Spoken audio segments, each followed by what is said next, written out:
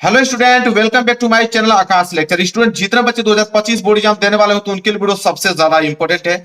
मेरे प्यार बच्चों, क्लास 12th केमिस्ट्री के मैं न्यूमेरिकल लेकर आ गया हूं। बहुत सारे बच्चों का कमेंट था कि सर न्यूमेरिकल करा दीजिए केमिस्ट्री के, तो बिल्कुल फाइनली मैं न्यूमेरिकल लेकर आ गया हूं। ऐसे न्यूमेरिकल लेकर आया हूं मेरे प्यार बच्चों कि मात्र इन प्रश्नों को अगर आप तैयार कर ले तो इससे बाहर न्यूमेरिकल आपके एग्जाम में नहीं पूछेगा।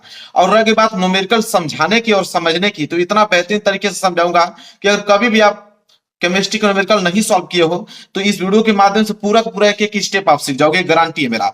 और पीडीएफ की अगर बात करें तो पीडीएफ मैं हमेशा आप लोगों को फ्री में देता हूं। हर एक सब्जेक्ट की पीडीएफ फ्री में मिलता है। इसी वीडियो के डिस्क्रिप्शन में लिंक मिलेगा, लिंक पे क्लिक करके टेलीग्राम चैनल को ज्वाइन कर लो। पीडीएफ बिल्कुल फ्री में मिलता है, यहां पे समझिए और वहां से प्रिंट आउट निकाल लीजिए। मेरे प्यार बच्चों, वीडियो को लाइक कर देना, चैनल पर नए हो तो चैनल को जरूर सब्सक्राइब कर लेना। देखिए किस तरह मैं समझाता हूं केमिस्ट्री के न्यूमेरिकल, एक एक आप लोगों को पॉइंट में समझाते चलूंगा डिटेल में बिल्कुल। और इससे बाहर मैं वादा करता हूं कि न्यूमेरिकल इससे बाहर नहीं पूछा जाएगा, ये वादा है मेरा। आप मिला सकते हो पेपर में। 5 साल के प्रीवियस ईयर के पेपर को मैंने यहाँ पे एनालिसिस करके इन क्वेश्चनों को बनाया है, तो बिल्कुल घबराने वाली बात नहीं है। इस बार टारगेट ही मेरा 95% है और सारे बच्चों का आएगा। तो दिल से लाइक कर देना, दिल से सपोर्ट करना, बहुत मेहनत कर रहा हूं मैं आप लोगों के लिए। और पहला प्रश्न स्टार्ट करता हूं बिना समय गवाए। देखिए पहला प्रश्न क्या है, पहले न्यूमेरिकल करने का तरीका क्या होता है मैं आप लोगों को बताता हूं। सबसे पहले आप क्वेश्चन को पढ़िए।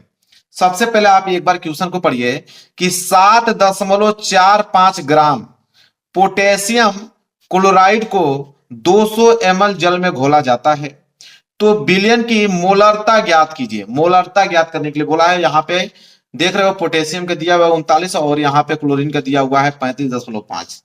ठीक है। अब देखिए मेरे प्यारे बच्चों, कैसे हम लोग इसको डिटेल में कैसे सॉल्व करते हैं। अब यहां से मोलरता ज्ञात करना। पहली बात तो मोलरता का सूत्र आपको मालूम होना चाहिए। देखिए क्वेश्चन जब भी आप न्यूमेरिकल सॉल्व कर रहे हो ना, न्यूमेरिकल सॉल्व करने का तरीका यही होता है कि सबसे पहले जो वैल्यू दिया है उसको आप नोट कीजिए। जो वैल्यू दिया उसको आप जब नोट कर लोगे तो आपको पूरा का पूरा मालूम चल जाएगा कौन सा फॉर्मूला यूज करना है। जैसे देखिए इसमें बोला कि 7.45 ग्राम पोटेशियम क्लोराइड को 200 ml जल में घोला जाता है। तो पोटेशियम क्लोराइड को घोला जाता है मेरे प्यार, तो जिसे घोला जाता है उसे हम लोग बोलते हैं विले। जिसे घोलते हैं उसे हम बोलते हैं विले, और जिसमें घोला जाता है उसे बोलते हैं विलायक। ये बात आप लोग भी जानते हो। तो यहां पे मेरे प्यारे बच्चों विले को हम लोग डब्ल्यू से दर्शाते हैं। किससे?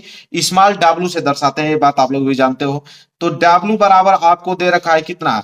7.45। 7.45 दे रखा है पोटेशियम क्लोराइड, क्योंकि यह क्या है आप लोगों का? विलय है, क्योंकि घुल रहा है। यहां तक समझ में आया आप लोगों को? रह गई बात विलायक की, तो विलायक क्या है यहाँ पे? जल, क्योंकि जल में घुल रहे हैं तो जल यहाँ पे विलायक का काम करेगा। तो इसको हम लोग वी से डिनोट करेंगे, क्योंकि मोलरता ज्ञात कर रहे हैं ना। तो वी बराबर क्या होगा मेरे प्यारों? 200 ml। क्या हो जाएगा? 200 ml। तो हमें वी का वैल्यू दिया हुआ है। अब बताइए कोई समस्या आप लोगों का है? कोई नहीं। सबसे पहले डब्ल्यू का वैल्यू आप लिखोगे।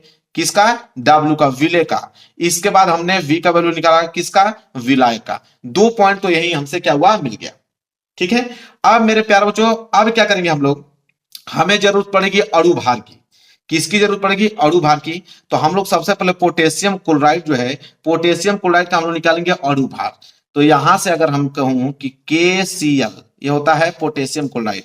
अगर पोटेशियम क्लोराइड का हम अणु भार निकालें, तो अणु भार निकालना आप लोग भी जानते हो, बिना अणु भार का कुछ होने वाला नहीं है। तो यहाँ पे अणु भार निकालेंगे हम लोग। तो अणु भार को हम लोग किससे दर्शाते हैं मेरे प्यारे बच्चों? एम से। किससे दर्शाते हैं? एम से दर्शाते हैं अणु भार को। तो अणु भार कैसे निकलेगा? तो यहाँ पे अणु भार अगर मैं पोटेशियम क्लोराइड को निकालूंगा तो यहाँ पहले लिखूंगा पोटेशियम, तो पोटेशियम प्लस क्लोरीन का। तो पोटेशियम के कितना होता है मेरे प्यारे बच्चों? देखिए दिया है कितना? 39। और प्लस क्लोरीन का कितना होता है? दिया है आपको 35.5। कुछ भी घबराने की जरूरत नहीं, सब कुछ दे रखा है मेरे प्यारे बच्चों। तो 39 प्लस 35.5 जोड़ो तो कितना हो जाएगा? तो ये हो जाएगा मेरे प्यारे बच्चों 74.5। क्या हो जाएगा? 74.5। यहां तक समझ में आया सारे बच्चों को? देखिए कितना सिंपल है, बस आप लोगों को समझते चलना, बिल्कुल डिटेल में समझा दूंगा। यहां से अणु भार आपने एम का वैल्यू निकाल दिया, कोई डाउट आप लोगों को नहीं। अब मेरे प्यारे बच्चों आपको निकालना है मोलरता। बस मोलरता का फार्मूला रखिए, आंसर आपके पास होगा। तो यहाँ पे निकालेंगे हम लोग मोलरता। तो यहाँ लिख देता हूं डिटेल में, एक एक वर्ड में आपको समझाते चलूंगा, किसी भी बच्चों को परेशानी नहीं होगा, ये दावा है मेरा। मोलारता को मेरे प्यारे बच्चों कैपिटल एम से डिनोट करते हैं। किससे? कैपिटल एम से। तो मोलारता बराबर फार्मूला मेरे प्यारे बच्चों होता है कि W गुणे 1000, तो W गुणे 1000 बटे में M, मतलब अणु भार गुणे v का वैल्यू, और v आपका किस में होना चाहिए, ml में होना चाहिए मेरे प्यारे बच्चों, किसमें, ml में है, तभी हमने 1000 का गुणा किया हुआ है ऊपर। यही फार्मूला मेरे प्यारे बच्चों होता है मोलरता का। यहाँ पे कोष्टक बना लो और दिमाग में फिट कर लेना, यह फार्मूला आपको याद होना ही चाहिए। बस अब वैल्यू रखिए, कुछ करने की जरूरत नहीं है, वैल्यू सब कुछ हमको मालूम है। W का वैल्यू अभी हमने देखा, W का वैल्यू 7.45, तो W की जगह हम लोग लिखेंगे 7.45 गुणे 1000 है, तो कोई बात नहीं, 1000 हम लोग लिख देते हैं। और बटे में मेरे प्यारे बच्चों क्या है, M का वैल्यू, M का वैल्यू अभी हमने देखा और बार कितना निकला, 74.5, तो यहाँ पे लिखेंगे 74.5 और गुणे V का वैल्यू ml में, तो V का वैल्यू कितना है 200 ml, तो V का वैल्यू लिखेंगे 200। अब बस कटाना है, कटा दीजिए, आंसर आपके हाथ में होगा। कैसे देखिए, तो 2 जीरो से ये 2 जीरो कैंसिल हो गया, कोई डाउट आप लोगों को यहां तक नहीं। इसके बाद आप देखिए करोगे क्या, ये आप देखिए 10 का जब गुणा करोगे, यहाँ पे देखिए 7.45 का गुणा जब 10 में करोगे तो यह दशमलव उठकर कहा जाएगा यहाँ पे, तो ये हो जाएगा आप लोगों का 74.5 हो जाएगा, ऊपर वाला होगा कि नहीं, बिल्कुल। और बटे में आपका क्या बच गया यहाँ पे 74.5 और गुणे ये बच गया 2। अब एक चीज नोटिस करो, ये 74.5 से 74.5 पूरा का पूरा कैंसिल हो रहा है, तो ऊपर बच गया 1 और नीचे बच गया आपका 2, और 1/2 का मतलब होता है 0.5, यानी कि m का वैल्यू जो मोलरता आ गया, m का वैल्यू आ गया 0.5 मोल। क्या होगा, मोल में। यही आपका क्या है मेरे प्यारे बच्चों, आंसर। तो देखिए क्या बताइए, किसी भी बच्चों को समस्या हुआ, किसी भी बच्चों को समस्या हुआ इस न्यूमेरिकल में बताइए। एक एक वर्ड मैंने आप लोगों को बता दिया, कोई कमजोर से कमजोर विद्यार्थी भी रहेगा ना, उसको बिल्कुल डिटेल में समझ में आ जाएगा कि हाँ भाई न्यूमेरिकल कैसे सॉल्व किया जाता है। बिल्कुल आसान तरीके से मैंने पहला न्यूमेरिकल आप लोगों को समझाया, बिल्कुल डिटेल में समझ में आ गया होगा मेरे प्यारे बच्चों। वीडियो को लाइक जरूर कर देना मेरे प्यारे बच्चों, अब चैनल पर नया होगा तो चैनल को जरूर सब्सक्राइब कर लेना। चलिए पहला हो गया ना, दूसरा देखते हैं। चलिए मेरे प्यारों को देखिए दूसरा प्रश्न, वेरी वेरी मोस्ट इंपोर्टेंट। वादा करता हूं मेरे प्यारों, इससे बाहर न्यूमेरिकल नहीं पूछा जाएगा, बस आप अच्छे तरीके से तैयार कर लो, जितना न्यूमेरिकल कराऊंगा ना पूरा तैयार कर लेना, इससे बाहर नहीं आपके एग्जाम में आएगा। यह प्रश्न देखिए वेरी वेरी मोस्ट इंपोर्टेंट है। कह रहा है कि भारानुसार 20% कास्टिक सोडा विलयन की मोललता ज्ञात कीजिए। अभी हमने मोलरता देखा, यह आपका मोललता, ठीक है। तो कह रहा है कि 20% कास्टिक सोडा विलयन की मोललता ज्ञात कीजिए मेरे प्यारे बच्चों। कास्टिक सोडा मतलब होता है मेरे प्यारे बच्चों सोडियम हाइड्रोक्साइड, कास्टिक सोडा का मतलब होता है NaOH, सोडियम हाइड्रोक्साइड की बात कर रहा है यहाँ पे, ठीक है। अब ध्यान दीजिए, कह रहा है यहाँ पे कि 20% वाला दिया है। अब मेरे प्यारे बच्चों मान लीजिए मैं जार ले लेता हूं, ठीक है, ये बाल्टी है, ठीक है, इसमें ध्यान से समझने का प्रयास कीजिएगा। इसमें बोला है कि 20%, क्या बोला है कि 20% जो है मेरे प्यारों बच्चों कास्टिक सोडा है, मतलब NaOH है, ठीक है। अब एक बात बताइए कि जब 20% कास्टिक सोडा है, तो अगर पूरा का पूरा अगर हम मिश्रण की बात करें तो मिश्रण पूरा का पूरा कितने परसेंट का होता है, 100% का मिश्रण होता है।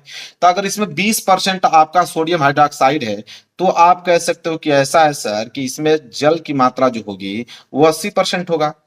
बिल्कुल होगा, 80% जल की मात्रा है, 20% सोडियम हाइड्रोक्साइड की मात्रा है, तो कुल मिला के हो गया 100, ठीक है। लेकिन हम क्या करेंगे, परसेंटेज को चेंज कर देंगे, हम बस यहाँ पे इसको ग्राम में मान लेंगे। हम लोग मान लेंगे कि 20 ग्राम तो सोडियम हाइड्रोक्साइड है और 80 ग्राम जो है यहाँ पे पानी है, 80 ग्राम क्या है, पानी है। बस इतना से काम हम लोगों का बन जाएगा। कैसे हल करना है अब देखिए, तो मैं डिटेल में समझाया हल करने का तरीका यहाँ पे लिखोगे सॉल्व। सॉल्व कैसे करोगे उसको समझो। सॉल्व में सबसे पहले हम लिखेंगे वही चीज, 20% कास्टिक सोडा विलयन की मोललता ज्ञात कीजिए। तो 20% है आपका सोडियम हाइड्रोक्साइड, तो यह 20 क्या कहलाएगा आपका, विलेय, विलेय का भार है। अब विलेय को किससे दर्शाते हैं, W से, तो W बराबर तो आपको दे दिया है 20 ग्राम। क्या हो गया, 20 ग्राम। बताइए अब इतना भारी भी है, बिल्कुल भारी नहीं है। किस में मिला रहे हो, जल में मिला रहे हो, तो जल किसका काम करेगा, विलायक का। लेकिन याद कीजिए कि ये मोललता निकाल रहे हैं हम लोग, तो मोललता में क्या होता है मेरे प्यारे बच्चों, हम लोग जो विलायक निकालते हैं, विलायक को हम लोग यहाँ पे W से डिनोट करते हैं, कैपिटल W से। किससे, कैपिटल W से डिनोट करते हैं, ये बात याद होना चाहिए। तो कैपिटल W बराबर हो जाएगा यहाँ पे 80 ग्राम। अब वही हम लोग मोलरता ज्ञात कर रहे थे, तो हम लोग कैपिटल V से डिनोट कर रहे थे, इतना ही फर्क होता है, ठीक है। मोलरता ज्ञात करोगे तो यहाँ पे विलायक को कैपिटल V से डिनोट करोगे, अब मोललता ज्ञात करोगे यहाँ पे तो कैपिटल W से डिनोट कर दोगे विलायक को, बस इतना ही फर्क होता, कुछ नहीं। यहां तक समझ में आ गया आप लोगों को। तो W, स्मॉल W और कैपिटल W का वैल्यू हमें मिल गया। ठीक है। अब हम क्या करेंगे, अणु भार तो निकालना ही पड़ेगा, किसका, सोडियम हाइड्रोक्साइड का। जैसे उसमें हम लोग अणु भार निकाले थे पोटेशियम क्लोराइड का, इसी तरह इसमें भी हम लोग सोडियम हाइड्रोक्साइड का अणु भार निकालेंगे। तो निकालेंगे NaOH, इसका हम लोग निकालने वाले हैं मेरे प्यारे बच्चों अणु भार। क्या निकालने वाले हैं, अणु भार निकालने वाले हैं। और अणु भार मेरे प्यारे बच्चों किससे डोनेट करते हैं, M से करते हैं। तो M बराबर क्या हो जाएगा मेरे प्यारे बच्चों, अणु भार अगर हम निकालें तो यहाँ पे सबसे पहले लिखेंगे सोडियम। सोडियम का परमाणु भार कितना होता है, सोडियम का परमाणु भार होता है यहाँ पे 23, प्लस ऑक्सीजन का परमाणु भार कितना होता है 16, प्लस हाइड्रोजन का परमाणु भार कितना होता है 1 होता है। जोड़ दो, जब जोड़ोगे मेरे प्यार बच्चों तो कितना हो जाएगा 23, 16 और 1, तो 6 1 7, 7 3 10 और 2 1 3 1 4, मेरे प्यार बच्चों 40 आ गया। तो M का वैल्यू कितना आ गया मेरे प्यार बच्चों 40। M मतलब अणु भार कितना आ गया 40 आ गया। यहां तक समझ में आ गया। बस अब हमें मोललता ज्ञात करना है, बस फार्मूला लिख दीजिए। अब यहाँ पे मैं फार्मूला लिखता हूं कि मोललता का फार्मूला क्या होता है। इतना ज्यादा सिंपल है, बताइए किसी को भारी लग रहा है, जब तक मैं पढ़ाऊंगा किसी भी बच्चों को ऐसा लगेगा ही नहीं कि कोई चीज डिफिकल्ट है। तो मोललता मेरे प्यार बच्चों फार्मूला क्या होता है, चलिए देखते हैं। फार्मूला होता है कि विलेय का भार मतलब W बटे 100 मतलब 1000, ठीक है। W बटे 1000 बटे में हम लोग लिखेंगे M। M मतलब मेरे प्यार बच्चों अणु भार, और गुणे में W, कैपिटल W, ठीक है। कैपिटल W मतलब विलेय, विलायक। और ये किस में होना चाहिए मेरे प्यार बच्चों, तो ग्राम में, ठीक है। यहां तक समझ में आ गया आप लोगों को। अब कुछ करने की जरूरत नहीं है, अब बस फार्मूला में रखिए वैल्यू। अब बताइए इतना आसान है। तो W कितना वैल्यू है 20 ग्राम, तो यहां लिखेंगे 20 गुणे, ये हो जाएगा आप लोगों का 1000 बटे में M का वैल्यू अभी निकला है, ठीक है। M का वैल्यू यहाँ पे कितना निकला अणु भार 40, M की जगह हम लोग लिखेंगे 40 गुणे कैपिटल W का वैल्यू 80, तो यहाँ लिखोगे 80। अब सिर्फ आपको क्या करना है, कटाना है। चलिए घटाते हैं मिलकर, मिलकर कटाएंगे। तो यहाँ पे ध्यान से देखिए कि 1 0 1 0 मतलब 2 0 से यह 2 0 क्या हो गया, कैंसिल हो गया, कैंसिल हो गया मेरे प्यार बच्चों। अब देखिए ध्यान से, अब क्या कर सकते हैं हम लोग, 4 से कटा दीजिए, 4 5 20, 5 बार में कट गया। अब मेरे प्यार बच्चों कोई कट रहा है, बिल्कुल कटेगा। 2 से कटाइए, 2 चौको 8 और 2 से कटाओगे तो 2 5 10। अब मेरे प्यार बच्चों बचा क्या, ऊपर बच गया आपका 5 गुणे 5 और नीचे बच गया आपका 4 बच गया। तो मेरे प्यारों बच्चों 5 में 5 का गुणा करोगे तो 5 5 25 और नीचे बच गया 4। तो 25 बटे 4 का मतलब होता है मेरे प्यारे बच्चों 6.25, और 6.25 किसका आया है, M का वैल्यू, कैपिटल M मोलता का वैल्यू आया है। और किस में रहेगा, मोल में रहेगा। किस में, इसका मात्रक मोल में। क्या यही आंसर है, बिल्कुल यही आंसर है। ये हो गया मेरे प्यारे बच्चों आंसर। अब बताओ किसी को भी समस्या हुआ इसमें, कभी नहीं होगा। और यही प्रश्न आपके एग्जाम में आने वाले हैं। इसी तरह कर क्या होगे, केमिस्ट्री के सारे नो मिलकर कर दोगे, पूरा का पूरा 95% मार्क्स आप लोगों का बिल्कुल मेरे प्यारे बच्चों पक्का है। एक भी पॉइंट छोड़ने वाला नहीं हूं। वीडियो को लाइक करते रहना, चैनल पर नए हो तो चैनल को जरूर सब्सक्राइब कर लेना। चलो आगे बढ़ते हैं, तीसरा प्रश्न उसको भी अच्छे तरीके से हम लोग समझने वाले हैं। चलिए मेरे प्यारों बच्चों तीसरा प्रश्न देखिए, तीसरा प्रश्न वेरी वेरी मोस्ट इंपोर्टेंट मेरे प्यारों बच्चों, मार्क लगा लो आप। मेरे प्यारों बच्चों सारे प्रश्न आपके एग्जाम में बनेंगे, पूरा का पूरा करके आने वाले हो आप लोग। प्रश्न है कि 72 ग्राम जल तथा 92 ग्राम एथिल एल्कोहल के मिश्रण में दोनों का मोल प्रभाज ज्ञात कीजिए। मेरे प्यारों बच्चों देखते हैं मोल प्रभाज, बहुत बड़ी तोप नहीं है, बिल्कुल आसान तरीके से समझाने वाला हूं आप लोगों को। चलिए देखिए कैसे हम लोग आसान तरीके से समझेंगे। यहां पे हेडिंग डाल लीजिए सॉल्व, मैं पेन चेंज कर लेता हूं, यहां पे डाल लीजिए सॉल्व। देखिए कैसे हल करते हैं, बिल्कुल आसान तरीके से। आपको क्या बोला है मेरे प्यारे बच्चों कि 72 ग्राम जल और 92 ग्राम एथिल एल्कोहल। तो हम लोग दो घटक मान लेते हैं, एक घटक को हम ए मान लेते हैं और इधर एक घटक को हम बी मान लेते हैं। दो घटक मैंने मान लिया। एक घटक का नाम मेरे प्यारे बच्चों जल रख देते हैं, एक घटक क्या है यहाँ पे जल है, और एक घटक आपका एथिल एल्कोहल है। क्या है, एथिल एल्कोहल। देखिए कैसे न्यूमेरिकल सॉल्व किया जाता है, बादशाह हो जाएंगे आप, ठीक है।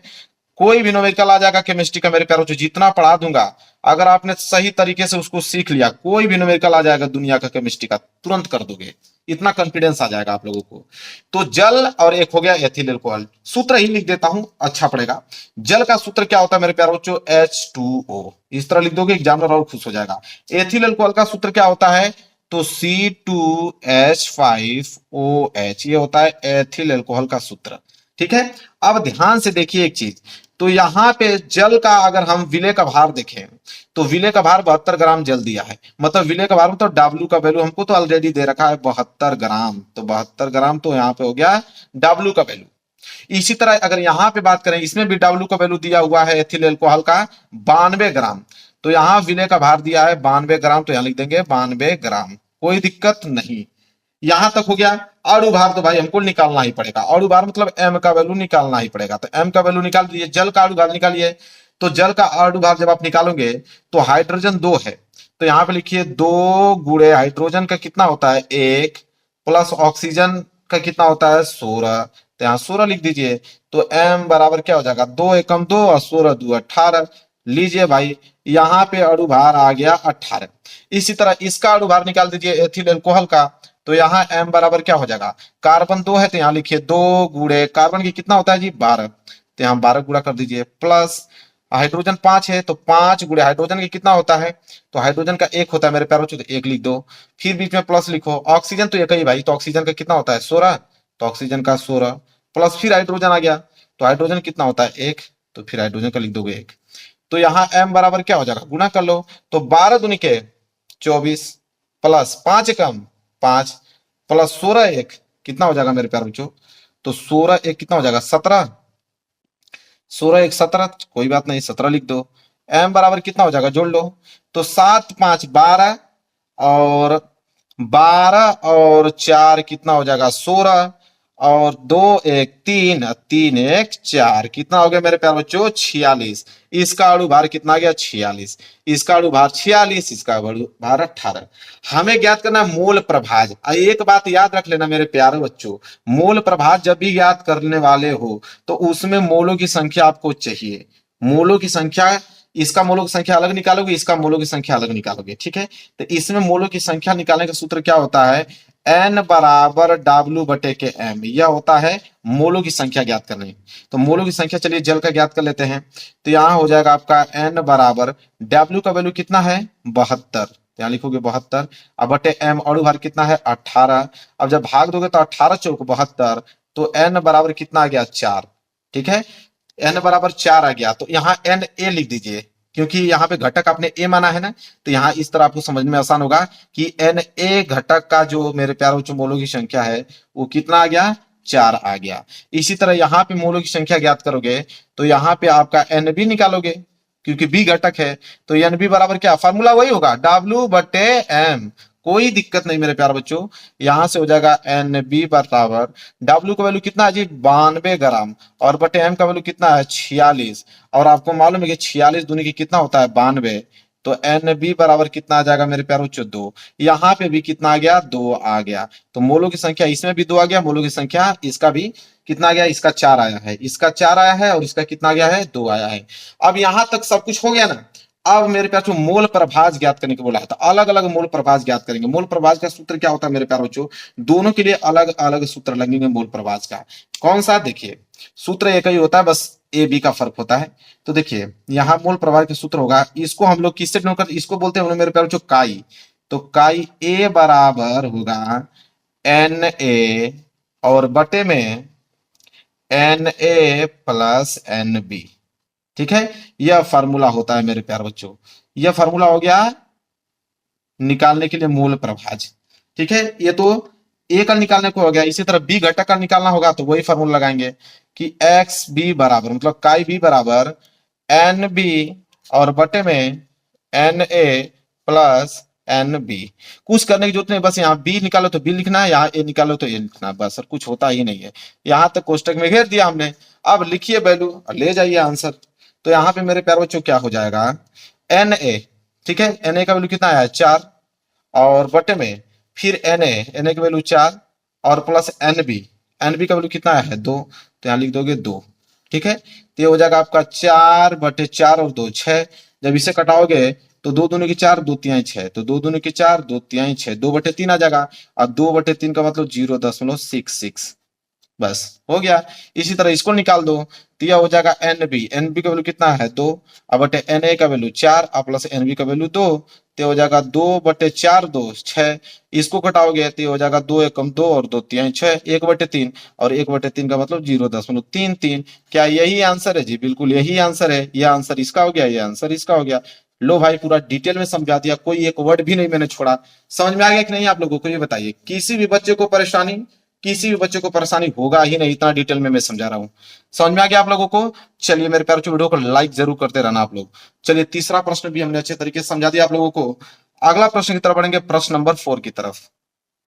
चलिए मेरे प्यारों जो क्वेश्चन नंबर 4 देखिए, क्वेश्चन नंबर 4 में मेरे प्यारों जो ट्रिपल स्टार बना लो, और आज से ही इस बात को आप एकदम ठान लो कि प्रश्न आपके एग्जाम में 100% बनने वाला है। इतना ज्यादा इंपॉर्टेंट है।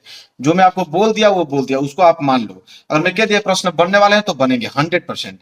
प्रश्न यह है कि ग्लूकोज के 12 ग्राम को 100 ग्राम जल में घोला गया है, और इस विलयन का क्वथनांक जो है वह 100.34 डिग्री सेल्सियस है। तो जल के मोलल उन्नयन स्थिरांक की गणना कीजिए। वेरी वेरी मोस्ट इंपोर्टेंट है ये क्वेश्चन, बहुत ही ज्यादा इंपोर्टेंट मेरे प्यार बच्चों है। बिल्कुल आसान तरीके से समझाऊंगा इसको भी। सबसे पहले आप यहाँ पे लिखोगे सॉल्व, क्या लिखोगे? सॉल्व। उसी तरह जितना अच्छे तरीके से समझाते आया हूं इसको भी समझाने का प्रयास करूंगा। अब मेरे प्यारों चुका है कि ग्लूकोज के 12 ग्राम को 100 ग्राम जल में घोला जाता है। तो ग्लूकोज को घोला जाता है ना, तो ये तो विलेय का भार हो गया। और विलेय के भार को भी मैंने बताया आप लोगों को कि डब्ल्यू से दर्शाते हैं। तो डब्ल्यू बराबर, तो एक वैल्यू आपको तुरंत मिल गया कि 12 ग्राम। तो डब्ल्यू का वैल्यू 12 ग्राम मिल गया, उसको लिख लो तुरंत कि 12 ग्राम हो गया। सबसे सिंपल तरीका यही होता है। फिर बोला है कि 100 ग्राम जल में घोला जाता है, तो जिसमें घोला जाता है उसे हम लोग तो विलायक। तो विलायक को हम लोग दर्शाते हैं यहाँ पे कैपिटल डब्ल्यू से, ये भी बात आपको मालूम है। तो कैपिटल डब्ल्यू बराबर मेरे प्यार बच्चों क्या हो जाएगा? 100 ग्राम। तो 100 ग्राम आपने लिख लिया। दो वैल्यू तो ऑटोमेटिक आपको मालूम चल गया एक ही लाइन पढ़ने पे। इसके बाद बोला है कि इस विलयन का क्वथनांक 100.34 डिग्री सेल्सियस है। अब देखिए ये क्वथनांक जो है 100.34 डिग्री सेल्सियस जो है मेरे प्यारे बच्चों, तो यहाँ पे हम लोग निकालेंगे सबसे पहले कि क्वथनांक में वृद्धि कितना हुआ है। क्योंकि आपको मालूम है कि एक चीज मैं आपको बता दूं, क्वथनांक में वृद्धि क्यों इसलिए बोल रहा हूं, क्योंकि आपको मालूम है कि जल का जो क्वथनांक होता है, यहां मैं लिखता हूं जल का क्वथनांक। तो एक बात आप नोट कर लेना कि जल का जो क्वथनांक होता है मेरे प्यारे बच्चों, वो होता है 100 डिग्री सेल्सियस, क्योंकि 100 डिग्री सेल्सियस तापमान पे पानी खौलने लगता है। ये बात आपको भी मालूम है, ठीक है? तो जल का क्वथनांक 100 डिग्री सेल्सियस हो गया। तो अब हम देखेंगे 100 डिग्री सेल्सियस से कितना ज्यादा है, तो उसे बोलते हैं क्वथनांक में वृद्धि। तो क्वथनांक में वृद्धि मेरे प्यारे बच्चों हम लोग यहाँ निकालते हैं डेल्टा टीबी से, डेल्टा टीबी से डिनोट करते हैं। तो डेल्टा टीबी बराबर मतलब होता है क्वथनांक में वृद्धि। तो क्वथनांक में वृद्धि अगर हमको निकालना है तो कितना वृद्धि हुआ भाई? तो यहाँ पे दिया है कि 100.34 डिग्री सेल्सियस में से हम लोग यहाँ पे 100 डिग्री सेल्सियस घटा देंगे, हमें मालूम चल जाएगा कि क्वथनांक में वृद्धि कितना हुआ है। तो डेल्टा टीबी बराबर जो है वो कितना गया, यहाँ से घटाओगे तो आ जाएगा आपका 34। क्या आ जाएगा? यहाँ पे 0.34 डिग्री सेल्सियस की क्या हो रही है? वृद्धि हो रही है। ठीक है, डेल्टा टीबी की वैल्यू हमको यहाँ मालूम चल गया। अब क्या करेंगे मेरे प्यारों बच्चों, बोला क्या है कि मोलल उन्नयन स्थिरांक की गणना कीजिए। यहां से केबी का वैल्यू पूछा है कि केबी बराबर क्या होगा, क्वेश्चन मार्क। केबी को हम लोग बोलते हैं मोलल उन्नयन स्थिरांक, ठीक है? तो केबी का वैल्यू हमसे पूछा है। तो एक बात पहले तय कीजिए कि सबसे पहले हम लोग अणु भार निकालते हैं, अणु भार मतलब एम का, ठीक है? तो विलेय का हम लोग अणु भार निकालेंगे। तो m का अगर हम अणु भार निकालूं तो m बराबर क्या होगा? अणु भार यहाँ पे क्या है? विलेय। विलेय तो हमारे पास ग्लूकोज है, तो ग्लूकोज का पहले सूत्र लिखो। ग्लूकोज का सूत्र क्या होता है? C6H12, इसके बाद O6। यह फार्मूला होता है ग्लूकोज का। तो ग्लूकोज का अणु भार निकालो। तो ग्लूकोज का अणु भार कैसे निकलेगा? देखिए कैसे निकलेगा मेरे प्यारे बच्चों। कार्बन यहाँ पे 6 है, तो 6 गुणे कार्बन कितना होता है? 12, प्लस हाइड्रोजन यहाँ 12 है, तो 12 गुणे हाइड्रोजन कितना होता है? 1 होता है, प्लस ऑक्सीजन 6, तो 6 गुणे ऑक्सीजन के कितना होता है? 16 होता है। अब यहां से गुणा कर लो। गुणा करोगे मेरे प्यारे बच्चों तो 12 6 72, प्लस 12 एकम 12, अब प्लस 16 6 के 96। और जब इसको जोड़ोगे आप 72 अब 12 96 को, तो देखने को मिलेगा कि 180 आ गया। और ये m का वैल्यू आ गया, और उभार आ गया ग्लूकोज का कितना आ गया? 180 आ गया। यहां तक समझ में आ गया? हमसे पूछा क्या मेरे प्यारे बच्चों? मोलल उन्नयन स्थिरांक पूछा है, केबी बराबर क्वेश्चन मार्क हमसे पूछा है। अब मेरे प्यारे बच्चों सबको मालूम होना इस बात को चाहिए कि यहाँ पे क्वथनांक का जो उन्नयन होता है एक फार्मूला चलता है, ठीक है? यहां मैं लिख देता हूं, एक एक पॉइंट लिखूंगा, कोई लड़के का एक भी पॉइंट छूटेगा नहीं।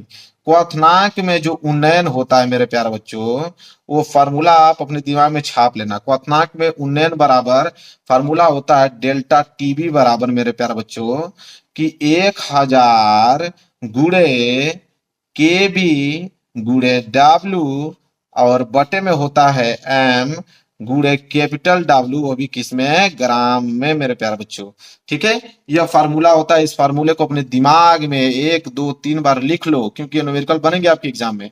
ठीक है, यह फार्मूला होता है। लेकिन हमसे फार्मूले लिख लिया हमने, हमने पूछा केबी का वैल्यू, तो यहाँ केबी का वैल्यू निकालना है। तो देखिए फार्मूला कैसे होगा, अगर केबी निकालूं तो केबी बराबर क्या होगा, ऊपर वाला वैल्यू क्या होगा, ऊपर वैल्यू वाला वैल्यू मेरे प्यारे बच्चों, यहाँ पे काम करेंगे कि जब केबी हम लोग यहाँ से निकालते हैं, इसका गुणा इसमें होगा, इसका गुणा इसमें होगा, तो ये हो जाएगा मेरे प्यारे बच्चों डेल्टा टीबी गुणे एम और गुणे में डब्ल्यू, होगा कि नहीं। और बटे में क्या हो जाएगा, ये वाला नीचे आ जाएगा, मतलब 1000 और गुणे में के भी तो निकल गया, बचा सिर्फ क्या, डब्ल्यू बचा। ठीक है, यह फार्मूला बन गया हमारा क्या, क्वथनांक में उन्नयन निकालने का, मतलब के बी निकालने का। अब बस फार्मूला में वैल्यू रखिए, वैल्यू रखिए मेरे प्यारे बच्चों, क्या हो जाएगा, के बी बराबर क्या हो जाएगा, डेल्टा टीबी। और डेल्टा टीबी का वैल्यू अभी आपने देखा कितना आया था, मैं दिखा देता हूं।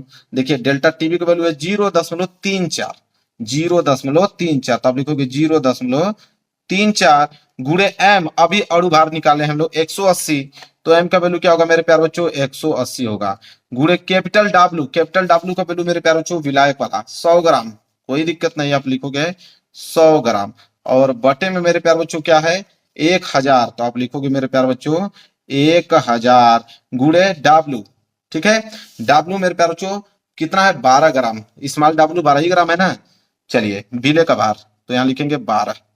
कोई दिक्कत किसी भी बच्चे को बताइए, कोई भी समस्या है, कोई भी समस्या नहीं होनी चाहिए। अब सिर्फ आपको कटाना है, चलिए आराम से मिलके कटाते हैं, आंसर लेकर आते हैं। तो 2 0 से ये 2 0 क्या हो गया मेरे प्यारे बच्चों, कैंसिल। यहां तक आपको चीजें समझ में आया। अब ध्यान से आप समझिए और कटाते हैं। तो एक चीज काम करें कि एक जो जीरो ये बचा है, इस जीरो से इस जीरो को कटा देते हैं, ध्यान से समझते रहिएगा। अब देखिए क्या करेंगे, अब कटाएंगे हम लोग किससे, 3 से कटा देते हैं। तो 3 से कटाओगे तो 3 6 18 और 3 चौको 12, फिर 2 से कटाएंगे तो 2 3 6 और 2 दूनी के 4, कट गया मेरे प्यारे बच्चों।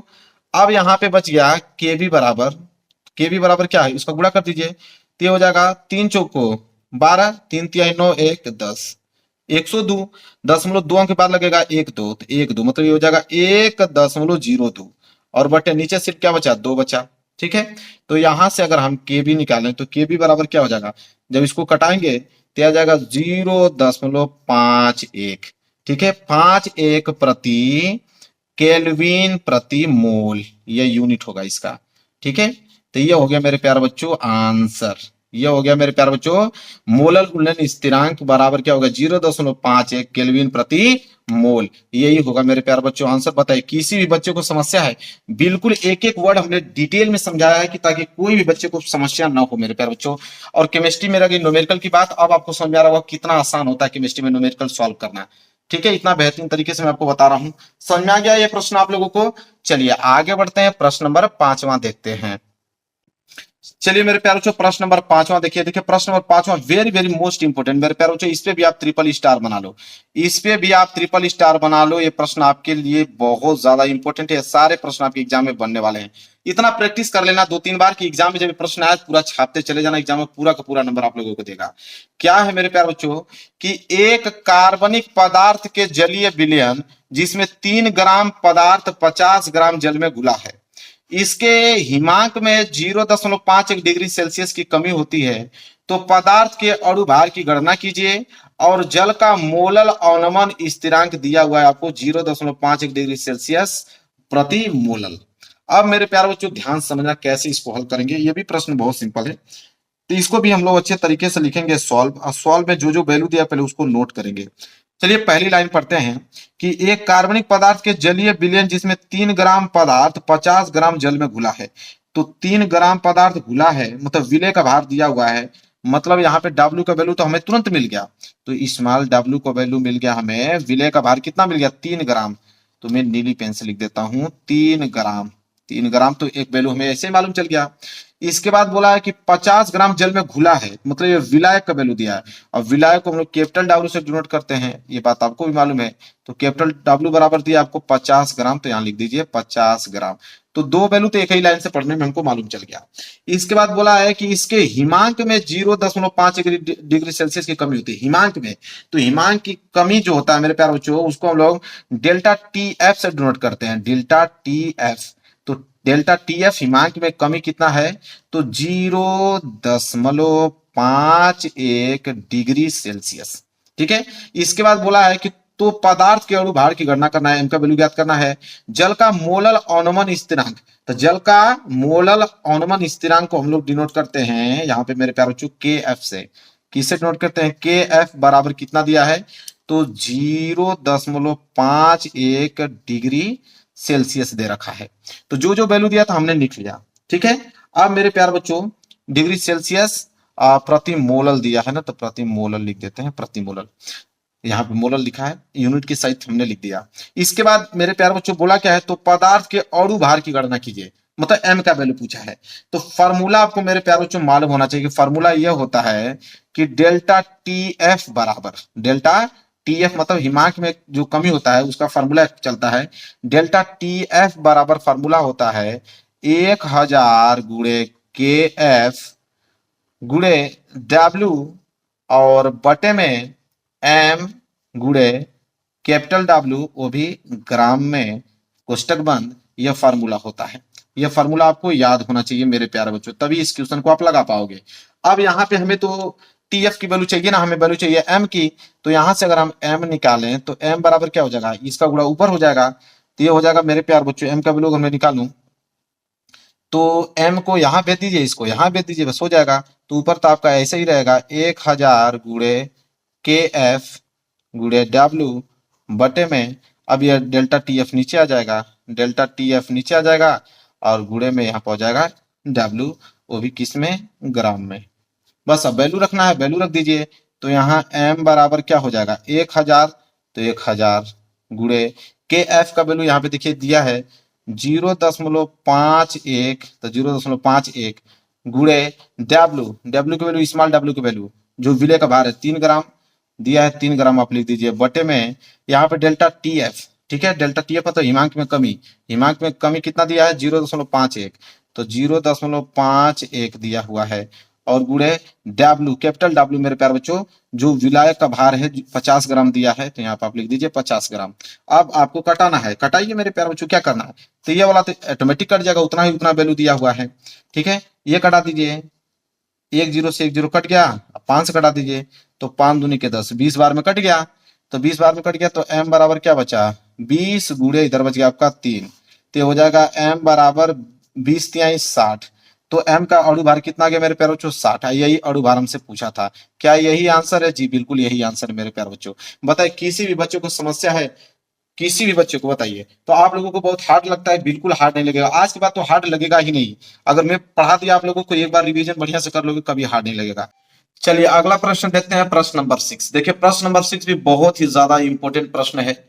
और प्रश्न क्या बोला है कि 27 डिग्री सेल्सियस पर यूरिया के m/10 विलियन का परासरण दाब ज्ञात करना है और आर का वैल्यू आपको दे रखा है कितना, 0.0821 लीटर एटीएम प्रति केल्विन प्रति मोल में दे रखा है। अब मेरे प्यारे बच्चों परासरण दाब इसका ज्ञात करना है और यह प्रश्न बहुत ज्यादा इंपॉर्टेंट है और इस बार भी इस प्रश्न का आने का चांसेस बहुत ज्यादा है। तो कैसे देखिए इसको लगाएंगे, सॉल्व कैसे करेंगे, बहुत सिंपल है। तो यहाँ पे जैसा कि आप देख पा रहे हो मेरे प्यारे बच्चों 27 डिग्री सेल्सियस तापमान आपको दे रखा है, टेम्परेचर आपको दे रखा है। तो यहाँ सबसे पहले टी का वैल्यू तो आपको दे रखा है, टी बराबर कितना दे रखा है मेरे प्यारे बच्चों 27 डिग्री सेल्सियस। बहुत सिंपल है लगाना इसको। ठीक है। तो सेल्सियस में है तो इसको केल्विन में बदल दीजिए। तो केल्विन में बदलने के लिए हमें करना क्या पड़ेगा कि 27 में हमें 273 को ऐड करना पड़ेगा। जैसे 273 आप ऐड करोगे तो यह आपका 273 और 27 मिलकर हो जाएगा 300 और यह चेंज हो जाएगा किसमें, केल्विन में। ठीक है। तो यहाँ पे टेम्परेचर का वैल्यू कितना गया 300 केल्विन में, पहले सेल्सियस में था 273 जोड़ दोगे तो केल्विन में चेंज हो जाएगा। अब मेरे प्यारे बच्चों यहाँ पे जैसा देख पा रहे हो बोला कि m/10 विलियन का परासरण दाब ज्ञात करना है। तो m/10 ये आपका सांद्रता दे रखा है, ठीक है, यूरिया के m/10। अब सांद्रता दे रखा है तो यहाँ पे मालूम है कि C बराबर जो सांद्रता है कितना दिया है, m/10। इसको हम लोग ऐसे लिख सकते हैं 1/10 m लिख सकते हैं बिल्कुल। तो सांद्रता m/10 का या 1/10 का, ये दोनों बात एक ही है। तो ये आपका C का वैल्यू दे रखा है। साथ ही साथ अगर हम बात करें तो आर का भी वैल्यू दे रखा है। आर क्या है, तो आर आपका गैस नियतांक होता है और आर का भी वैल्यू दे रखा है। तो यहाँ लिखेंगे आर बराबर, आर क्या है, गैस नियतांक, जो कि दे रखा है 0.0821, ठीक है। और यहाँ पे आपको एटीएम में दे रखा है, एटीएम प्रति केल्विन प्रति मोल, ठीक है। तो ये आर का वैल्यू। अब बहुत ज्यादा सिंपल है मेरे प्यारे बच्चों। अब क्या करना है, यहाँ पे परासरण दाब ज्ञात करने के लिए बोला है, ठीक है, पाई का मान। वैसे आपको मालूम है कि परासरण दाब पाई बराबर क्या होता है, तो पाई बराबर अनेकों फार्मूला होता है, जैसे मैंने आप लोगों को बताया था बहुत, कि पाई v बराबर एन आर टी भी होता है। साथ ही साथ एक फार्मूला अगर हम बात करें तो पाई बराबर, अगर हम ये भी फार्मूला कह सकते हैं, v को यहाँ लग जाएंगे तो n/v कोष्टक में और आर टी हो जाएगा। ये भी फार्मूला होता है पाई बराबर। और एक पाई बराबर एक फार्मूला और होता है मेरे प्यारे बच्चों, सी आर टी होता है। तो इसका फार्मूला का यूज कब किया जाता है मेरे प्यारे बच्चों, आप क्वेश्चन के अकॉर्डिंग इसका फार्मूला का यूज करोगे। आप देखिए इसमें इसमें हम लोग इस वाले फार्मूला का यूज करेंगे, क्योंकि सी का भी वैल्यू मालूम है हम लोगों को, आर का वैल्यू मालूम है, टी का भी वैल्यू मालूम है। तो तीनों का वैल्यू मालूम है, इसलिए हम लोग ये वाला फार्मूला यूज करेंगे, ठीक है। तो पाई बराबर हम लोग लिखेंगे सी आर टी, पाई बराबर सी आर टी। अब इस फार्मूले पर रख दीजिए, सिंपल है। तो यहां हो जाएगा आप लोगों का मेरे प्यारे बच्चों, पाई बराबर सी का वैल्यू कितना दिया है, तो सी का वैल्यू देखिए 1/10। सी का वैल्यू कितना दिया है, 1/10, तो यहाँ पे 1/10 रख लेते हैं। और गुणे में आर, आर का वैल्यू देखिए, तो आर का वैल्यू दिया है 0.0821, और गुणे टी का वैल्यू टेम्परेचर 300 केल्विन, तो यहाँ पे आप लिखोगे 300। अब बस आप लोगों को घटाना है मेरे प्यारे बच्चों, घटा दीजिए। तो इस एक जीरो से ये जीरो क्या हो जाएगा, कैंसिल हो जाएगा। तो पाई बराबर क्या हो जाएगा, गुणा कर दीजिए। जब 3 का गुणा इसमें करोगे तो ये आ जाएगा मेरे प्यारे बच्चों 2.46, ठीक है, 2.46 एटीएम। क्या आ जाएगा, एटीएम। एटीएम मतलब मेरे प्यारे बच्चों होता है वायुमंडलीय दाब, ठीक है। तब पाई का मान आ गया मेरे प्यारे बच्चों 2.46 एटीएम। यह है आप लोगों का परासरण दाब, ठीक है। यह मेरे प्यारे बच्चों हो गया आप लोगों का आंसर। इतना आसान कोई नहीं मेरे प्यारे बच्चों आप लोगों को बताया गया, इतना आराम आराम से बताता हूं कि एक ही बार में सारे क्वेश्चन आपको समझ में आ जाएंगे। तो यहाँ पे क्लियर हो गया ये प्रश्न। चलिए प्रश्न नंबर 6 भी हमने बेहतरीन तरीके से आप लोगों को समझा दिया, और प्रश्न नंबर 6 के बाद हम लोग बढ़ेंगे प्रश्न नंबर 7 की तरफ। चलिए मेरे प्यारे बच्चों अगला प्रश्न देखते हैं, प्रश्न नंबर 7। देखिए प्रश्न नंबर 7 एक बहुत ज्यादा इंपॉर्टेंट प्रश्न है मेरे प्यारे बच्चों। प्रश्न नंबर 7 क्या बोला है कि 0 डिग्री सेल्सियस ताप पर 20 ग्राम ग्लूकोज को 80 ml जल में घोलकर विलयन बनाया गया है, तो इसका परासरण दाब क्या होगा मेरे प्यारे बच्चों। अभी भी जस्ट हमने परासरण दाब ही का क्वेश्चन अभी करके आए हैं, प्रश्न नंबर 6, और इसमें भी आपका परासरण दाब ही पूछा है। तो सबसे पहले जो जो वैल्यू दिया पहले उसको हम लोग लिखेंगे, इसके बाद देखेंगे कौन सा फॉर्मूला यूज करना है। अब देखिए 0 डिग्री सेल्सियस ताप, तो ये आपका टेम्परेचर का वैल्यू दे दिया। जब आपको मालूम चल गया कि टी बराबर टेम्परेचर बराबर दे दिया यहाँ पे आपको 0 डिग्री सेल्सियस, तो मैंने कहा था कि सेल्सियस है तो इसको आप केल्विन में चेंज करो। केल्विन में चेंज करने का तरीका यही है कि जीरो में आप 273 को ऐड कर दो। जैसे 273 को ऐड करोगे तो ये केल्विन हो जाएगा। तो 273 में जीरो जब जोड़ोगे तो 273 ही आने वाला है, लेकिन अब इसका वैल्यू किस में आ जाएगा, केल्विन में। तो यहाँ पे टेम्परेचर आ गया मेरे प्यारे बच्चों 273 केल्विन। तो एक वैल्यू यहां से निकल गया, कोई दिक्कत नहीं होना चाहिए। बोला है कि 20 ग्राम ग्लूकोज को 80 ml में घोलकर, तो 20 ग्राम ग्लूकोज को जिसको घोला जाता है वो विले का भार होता है, आपको भी मालूम है, जिसे हम लोग डब्ल्यू से डिनोट करते हैं। तो डब्ल्यू बराबर यहाँ पे आपको दे रखा है 20 ग्राम, ये आपका विले का भार हो गया। साथ ही साथ अगर हम बताएं 80 ml जल में घोलकर, तो ये आपका विलायक हो गया, जिसको वी से डिनोट करेंगे। वी बराबर 80 ml जल दिया है, तो यहाँ वी का वैल्यू हो गया आपका 80 ml, ठीक है। देखिए जो जो वैल्यू दिया है सिंपल हम वही लिखते जा रहे हैं, कोई दिक्कत नहीं है। और आर रह गया बात मेरे प्यारे बच्चों, तो आर का वैल्यू तो कांस्टेंट होता है, ठीक है। आर का वैल्यू कांस्टेंट होता है कितना, तो 0.0821। अभी पिछले वाले क्वेश्चन में हम लोग करके आए हैं, आर का वैल्यू दिया था ना कि 0.0821 आपका एटीएम प्रति केल्विन प्रति मोल में ये दिया रहता है। ये कांस्टेंट होता है, ये वैल्यू क्या होता है, फिक्स होता है मेरे प्यारे बच्चों। ये क्या होता है मैं लिख भी देता हूं, ये नियतांक जो होता है कांस्टेंट होता है, ठीक है। अब यहाँ पे आपको करना क्या है, टी का वैल्यू मालूम चल गया, डब्ल्यू का वैल्यू मालूम चल गया, वी का वैल्यू मालूम चल गया, सब कुछ आपको मालूम चल गया। और एक चीज हम लोग देखेंगे यहाँ पे मेरे प्यारे बच्चों कि परासरण दाब, अभी मैंने बताया परासरण दाब को हम लोग पाई से डिनोट करते हैं। तो पाई बराबर एक फार्मूला होता है मेरे प्यारे बच्चों, एन आर टी। अभी मैंने जिक्र किया था इस फार्मूले को, पाई बराबर एन आर टी। आप जैसा देख पा रहे हो कि पाई बराबर एन का वैल्यू, एन का फार्मूला होता है, हम लोग लिख सकते हैं एन बराबर डब्ल्यू बटे एम। ये बात आप लोग भी जानते हो। तो हम एन की जगह क्या रख देंगे मेरे प्यारे बच्चों, यहाँ पे डब्ल्यू गुड़े, ये क्या हो जाएगा आर गुड़े टी, और बटे में क्या हो जाएगा मेरे प्यारे बच्चों एम। तो डब्ल्यू बटे एम आर टी। क्लियर है? चलिए, कोई डाउट नहीं होना चाहिए, यहां तक समझ में आ गया आप लोगों को? ठीक है। अब देखिए अरे सॉरी, यहाँ पे पाई वी बराबर होता है, सॉरी सॉरी सॉरी, यहाँ पे सही कर लीजिएगा आप लोग, पाई वी बराबर एनआरटी होता है। ठीक है, पाई वी बराबर एनआरटी होता है। तो पाई वी बराबर क्या हो जाएगा, W into R into two बटे एम। ठीक है, इसको सही कर लीजिएगा। तो यहां से अगर हम पाई की वैल्यू निकालें तो पाई बराबर क्या हो जाएगा मेरे पास, जो ये वी यहाँ पे गुणा में तो भाग में चला जाएगा, तो हो जाएगा डब्ल्यू गुड़े आर गुड़े टी, और बटे में मेरे प्यारों ये भी वी नीचे चला जाएगा, तो हो जाएगा एम गुड़े वी। ये फार्मूला होता है, इसको आप सही कर लीजिएगा।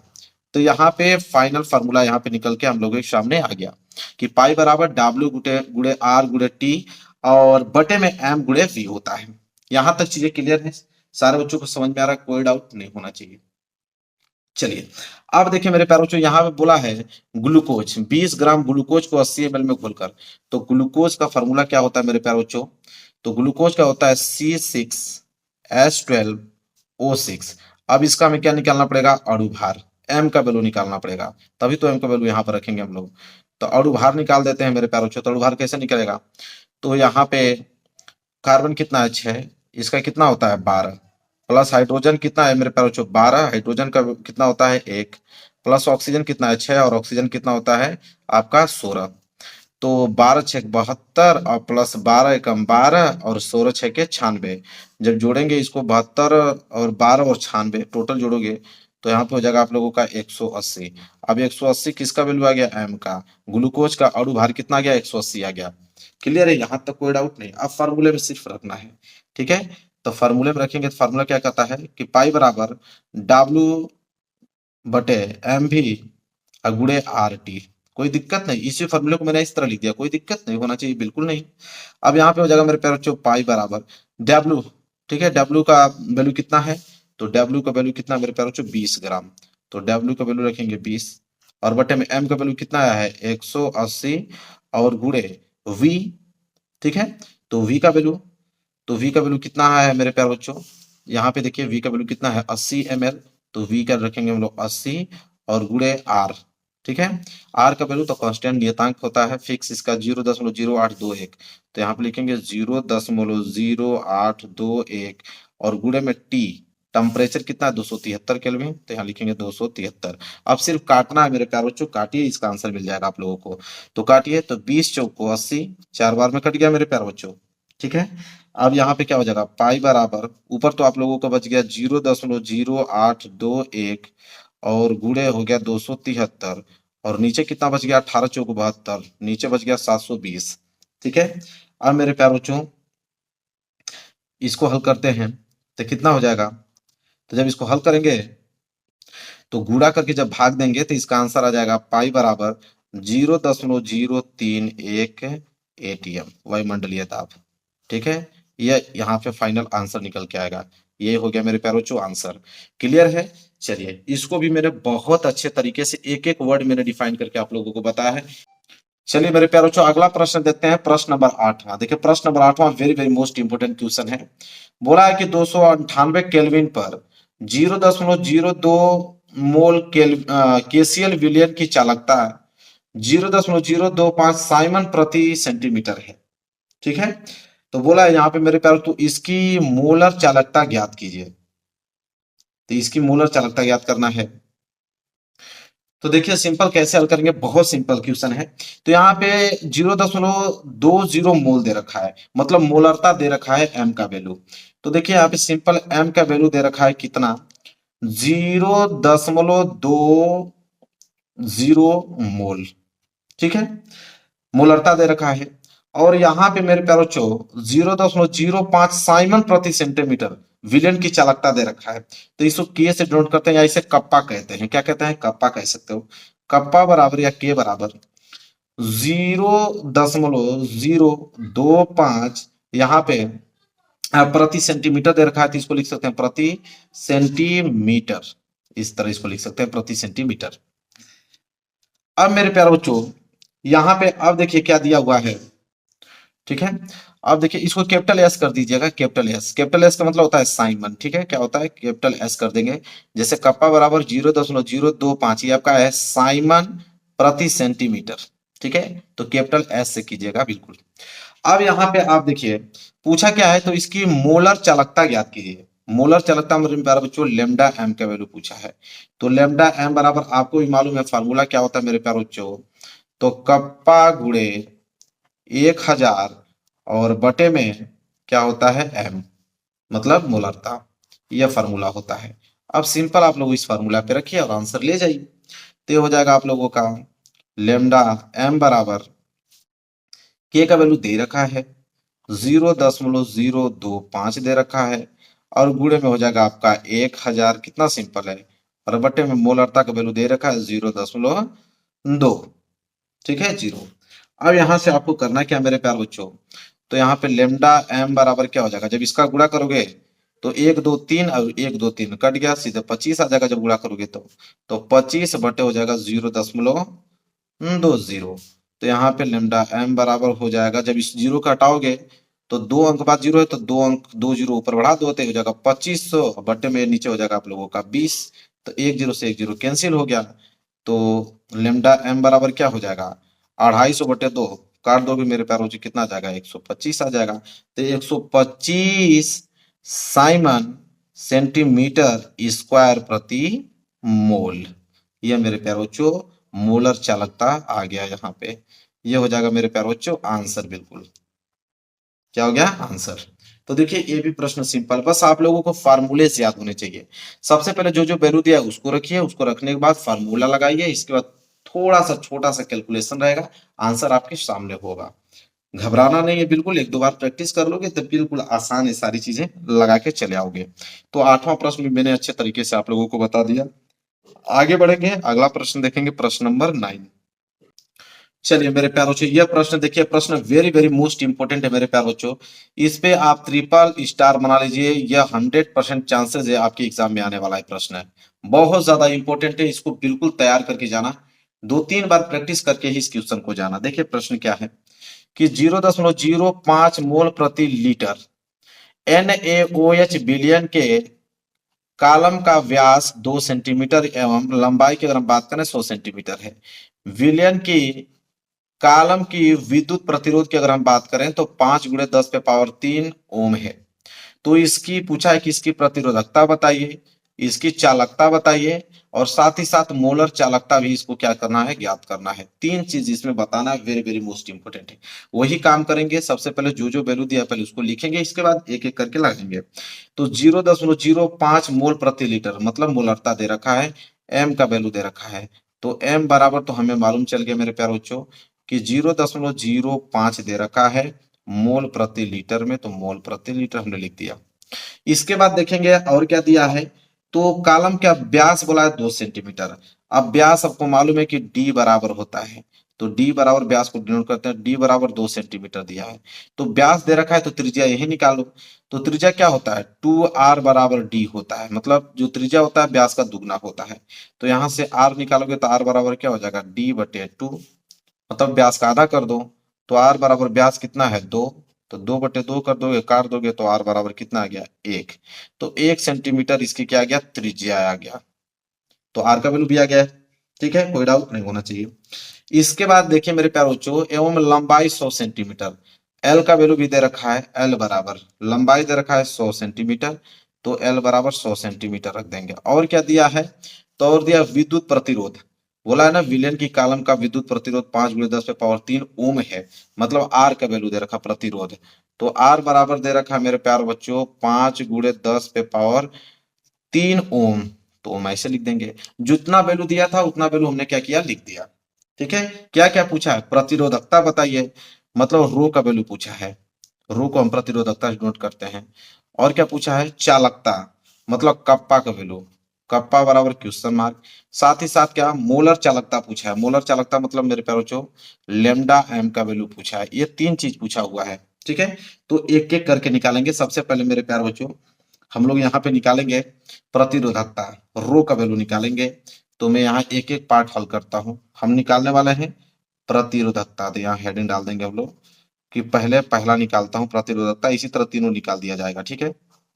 तो प्रतिरोधकता का फॉर्मूला मालूम है आप लोगों को। प्रतिरोधकता रो बराबर, रो ऐसे बनता है, पी जैसा बनता है। तो रो बराबर फॉर्मूला होता है आर ए बटे एल, ठीक है। तो यहां से एक चीज हम लोग ध्यान देंगे कि हम लोग लिखेंगे रो बराबर आर, ये होता है आपका क्षेत्रफल। तो क्षेत्रफल है तो हो जाएगा आप लोगों का पाई आर स्क्वायर, ठीक है। और बटे में क्या है, लंबाई एल। अब वैल्यू आप रख लीजिए क्योंकि आर की वैल्यू चाहिए, ठीक है। आर का वैल्यू दे ही रखा है मेरे, कैपिटल त्रिज्या 1 सेंटीमीटर। तो यहाँ पे सिंपल है रो बराबर आर, कैपिटल आर प्रतिरोध का वैल्यू तो 5 × 10⁻3। तो सिंपल है 5 × 10⁻3, ठीक है। गुणे पाई का मान, तो पाई का मान होता है 3.14। और त्रिज्या आर का वैल्यू 1 है, तो ये हो जाएगा एक, एक का स्क्वायर करोगे तो एक ही आएगा। और बटे में एल, लंबाई कितना है, लंबाई अभी हमने दिखा देता हूँ आप लोगों को, 100 सेंटीमीटर है। तो लंबाई हो गया यहाँ पे 100। अब बिल्कुल आसान हो गया। तो अब देखिए 100 है मेरे प्यारे बच्चों, तो इसको 100 को हम लोग क्या लिख सकते हैं, तो 100 को हम लोग लिख सकते हैं मेरे प्यारे बच्चों 10 का स्क्वायर। तो दो यहाँ से इस 2 जीरो से ये 2 जीरो कैंसिल हो जाएगा मेरे प्यारे बच्चों, कैंसिल हो जाएगा कि नहीं, बिल्कुल हो जाएगा। यह 10 बचेगा, तो इस 10 को गुणा 5 करोगे तो 50 हो जाएगा। तो रो बराबर क्या हो जाएगा 50, और गुणे 3.14 गुणा 1 में करोगे तो 3.14 ही आने वाला है, सिंपल है। तो यहाँ रो बराबर क्या हो जाएगा, गुणा कर लो। तो गुणा करोगे मेरे प्यारों से तो यह आ जाएगा आपका 157 ओम सेंटीमीटर, ओम प्रति सेंटीमीटर, ठीक है। 157 ओम प्रति सेंटीमीटर, ये रो का वैल्यू आ गया। रो मतलब मेरे प्यारों से प्रतिरोधकता की वैल्यू आ गया, आंसर हो गया। तो पहला पार्ट हमने सॉल्व कर दिया। अब इसी तरह चालकता ज्ञात करना है, चलिए चालकता देखते हैं। चलिए मैंने पेज ले लिया और पेज पे मैं हल कर रहा हूँ दूसरा चालकता। अब यहाँ पे हम लोग ज्ञात करेंगे मेरे प्यारे बच्चों चालकता। तो चालकता हेडिंग बना लीजिए, बस फार्मूला है आप लोगों को याद, बस हो जाएगा ये भी। देखिए चालकता बराबर फार्मूला क्या होता है, तो कप्पा बराबर फार्मूला होता है 1/रो प्रतिरोधकता, ठीक है। तो यह सिंपल है, यह हो जाएगा के बराबर 1/ प्रतिरोधकता का वैल्यू अभी आया है कितना मेरे प्यारे बच्चों, तो 157 आया है ना, 157। तो यह हो जाएगा कप्पा बराबर मेरे प्यारे बच्चों 1/157 ओम प्रति सेंटीमीटर प्रति, ठीक है। जब बटन लिखते हैं तो ऊपर जाता है तो -1 होता है, तो इसे ओम इनवर्स 1 सेंटीमीटर इनवर्स 1 बोला जाता है, ठीक है। इतना तो आप लोग जानते हो, समझदार हो आप लोग, कोई दिक्कत नहीं है। चलिए तो यहाँ पे चालकता का भी वैल्यू हम लोग आसान तरीके से ज्ञात कर दिया। देखिए कितना आसान है इन चीजों को लगाना, बस आप लोग इसको बस सोचते हो कि भारी है, बस अब एक दो बार प्रैक्टिस करोगे ना तो बिल्कुल इजीली समझ में आ जाएगा आप लोगों को।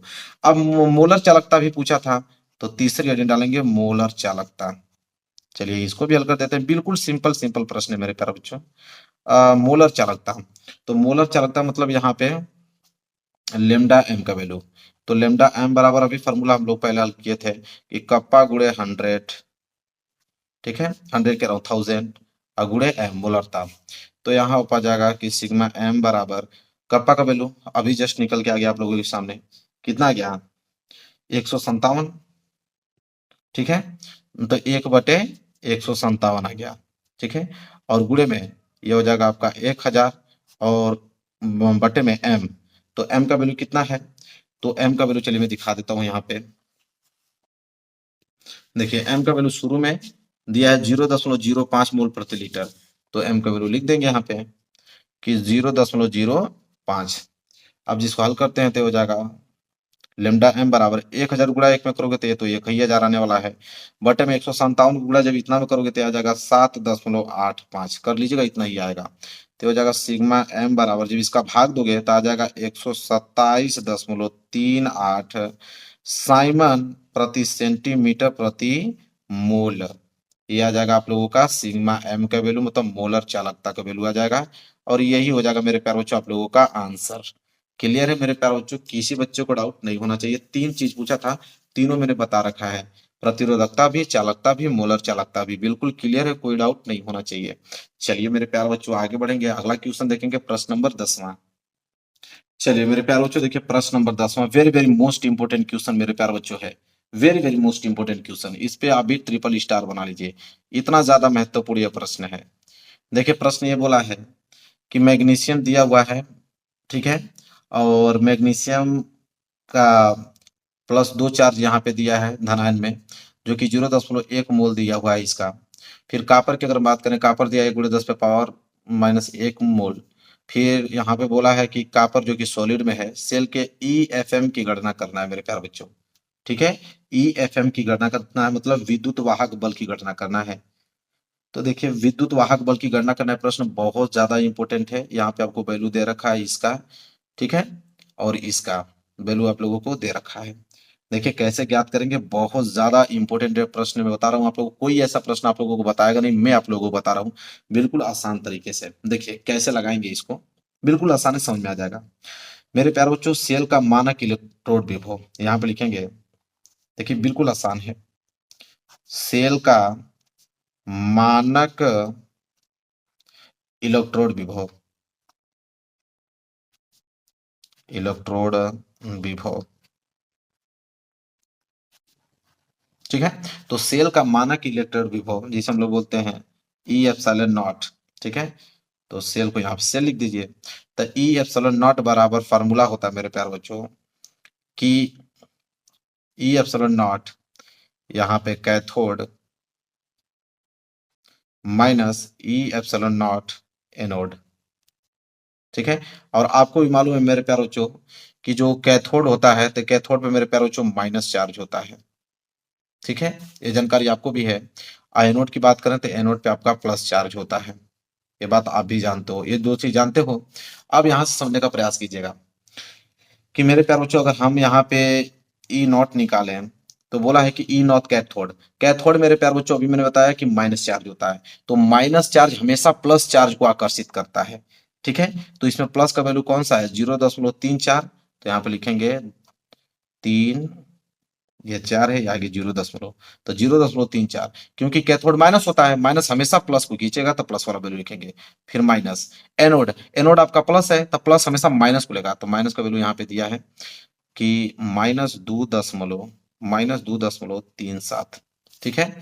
तो यहाँ से अगर हम E0 निकालें तो E0 बराबर हो जाएगा आपका 0.34 माइनस माइनस प्लस 2.37, ठीक है। तो यहाँ E0 बराबर मेरे प्यारे बच्चों जोड़ोगे तो आ जाएगा 2.71 वोल्ट। क्लियर है मेरे प्यारे बच्चों, E0 बराबर आ गया, समझ में आ गया आप लोगों को, यहां तक आया, ठीक है। अब मेरे प्यारे बच्चों हम लोग आएंगे नेनस्ट समीकरण, ठीक है। नेनस्ट समीकरण E बराबर क्या होता है, तो नेनस्ट समीकरण E बराबर होता है E0 माइनस 0.0591, और बटे में क्या होता है N, और लॉग बेस 10 यहाँ पे मैग्नीशियम, ठीक है, और बटे में क्या दिया है यहाँ पे कॉपर, तो कॉपर पे भी 2 प्लस चार्ज है, ठीक है। यह होता है निर्नष्ट समीकरण। तो यहाँ पे जब रखेंगे तो E बराबर क्या हो जाएगा मेरे प्यारों, E0, E0 की वैल्यू कितना दिया है 2.71, ठीक है। फिर माइनस क्या है 0.0591, और बटे में N, N का वैल्यू मेरे प्यारे बच्चों 2, क्योंकि यहाँ पे 2 इलेक्ट्रॉन लेन देन हो रहा है, तो इसलिए 2 लिखेंगे। फिर लॉग बेस 10, ठीक है, और मैग्नीशियम, ठीक है, तो मैग्नीशियम की कितना दिया है 0.1 मोल, तो यहाँ लिखेंगे मैग्नीशियम को 0.1 मोल, और कॉपर कितना दिया है यहाँ पे देखिए, कॉपर का 1 दशमलव, अरे यहाँ पे कॉपर का दिया है 1 × 10⁻⁻1 मोल, तो यह हो जाएगा 1 × 10⁻⁻1 मोल, ठीक है। अब इसको हल करेंगे मेरे प्यारे बच्चों, तो ये हो जाएगा E बराबर 2.71, ठीक है, 2.71 माइनस, अब मेरे प्यारे बच्चों इसको हल करेंगे तो ये पहले इसको तो इस तरह लिख दीजिए 0.0591/2, पहले इसको रहने दीजिए, इसको हल कीजिए, ठीक है। तो इसको हल करेंगे मेरे प्यार बच्चों, तो ये क्या हो जाएगा आप लोगों का, तो यह जो है 0.1 है, तो इसको जब हम लोग कन्वर्ट करेंगे, दशमलव हटाएंगे, तो ये आप लोगों को 10⁻⁻1 हो जाएगा, इसको चेंज करेंगे तो भी आपका 10⁻⁻1 हो जाएगा, ये दोनों आपस में क्या हो जाएगा, कट जाएगा, ठीक है, क्लियर है। तो यहाँ जाएगा log 1, तो अभी पूरा कर जाएगा तो 1 बचेगा। log 1 का मान कितना होता है मेरे प्यारे बच्चों, 0। यहाँ पे लिख लीजिएगा, log 1 का मान कितना होता है, 0 होता है। तो यहाँ पे 0 होता है मेरे प्यारे बच्चों, तो यहाँ पे 0 हो जाएगा गुणे में। तो यहाँ पे हो जाएगा मेरे प्यारे बच्चों कि ई बराबर 2.71 माइनस इसका वैल्यू जितना है उसका गुणा अगर 0 में करोगे तो 0 ही आने वाला है। तो यहाँ पे मेरे प्यारे बच्चों ई बराबर, ई मतलब विद्युत वाहक बल बराबर क्या आ जाएगा, 2.71 में से 0 घटाओगे तो 2.71 ही आने वाला है, और ये क्या हो जाएगा, वोल्ट में हो जाएगा। तो विद्युत वाहक बल बराबर इतना आ गया मेरे प्यारे बच्चों, और यही हो गया आप लोगों का आंसर। क्लियर है, बिल्कुल डिटेल में समझाया हूं मेरे प्यारे बच्चों, कोई ये क्वेश्चन कराता नहीं है जल्दी, क्योंकि समझा ही नहीं पाते हैं लोग। तो मैं इतना अच्छे तरीके से समझाने का प्रयास किया हूँ, आई होप आपको समझ में आ गया होगा। ठीक है, जितना हो सके इतना सरल तरीके से समझाने का प्रयास किया हूँ। तो क्लियर हो गया होगा मेरे प्यारे बच्चों, प्रश्न नंबर 10वां भी आप लोगों को क्लियर है। चलिए आगे बढ़ेंगे, प्रश्न नंबर 11। चलिए मेरे प्यारे बच्चों अगला प्रश्न देखते हैं। अगला प्रश्न वेरी वेरी मोस्ट इंपोर्टेंट है, प्रश्न नंबर 11। देखिए क्या है कि किसी प्रथम कोटि की अभिक्रिया में 40 सेकेंड में पदार्थ की सांद्रता प्रारंभिक सांद्रता की आधी रह जाती है, तो अभिक्रिया के वेग स्थिरांक की गणना करना है। वेरी वेरी मोस्ट इंपोर्टेंट मेरे प्यारे बच्चों, अभिक्रिया के वेग स्थिरांक की गणना करना है मेरे प्यारे बच्चों, मतलब के का वैल्यू पूछा है हमसे। तो देखिए क्या क्या दिया है कि किसी प्रथम कोटि की अभिक्रिया में 40 सेकेंड, तो टी का वैल्यू दे दिया, टी बराबर आपको दे रखा है 40 सेकेंड। इसके बाद बोला है कि पदार्थ की सांद्रता प्रारंभिक सांद्रता तक की आधी रह जाती है, तो पदार्थ की सांद्रता मतलब ए का वैल्यू यहाँ पे ए ही दे रखा है। और एक चीज बोला है, और चीज इसमें कि पदार्थ की प्रारंभिक सांद्रता, तो पदार्थ की प्रारंभिक सांद्रता की आधी रह जाती है। तो पदार्थ की जो सांद्रता है, तो पदार्थ की जो सांद्रता हम कैसे निकालते हैं, तो ए माइनस एक्स, यह पदार्थ की सांद्रता है। पदार्थ की सांद्रता प्रारंभिक सांद्रता की आधी रह जाती है, तो प्रारंभिक सांद्रता क्या है, ए, और इसकी आधी रह जाती है मतलब a/2। क्लियर है, जो बोला है उसी तरह हमने समीकरण बना रखा है। ठीक है, अब बोला है यहाँ पे अभिक्रिया के वेग स्थिरांक की गणना करना है। ठीक है, मतलब यहाँ पे के का वैल्यू पूछा है, कप्पा का वैल्यू यहाँ पे हमसे पूछ रखा है। तो प्रथम कोटि अभिक्रिया के लिए के का मान क्या होता है, तब प्रथम कोटि अभिक्रिया के लिए के का वैल्यू होता है, यहाँ पे मैं लिख देता हूँ, के बराबर फार्मूला क्या होता है कि 2.303 और बटे में टी लॉग बेस 10 a/a-x होता है। ठीक है, अब यहाँ पे सिर्फ वैल्यू रखना है।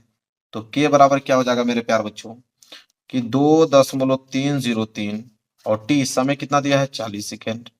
ठीक है, और यहाँ पे हो जाएगा गुणे में लॉग बेस 10 और ए का वैल्यू तो ए, और ए माइनस एक्स का वैल्यू है a/2, तो a/2। अब ए से ए क्या हो गया, यहाँ पे खत्म हो गया।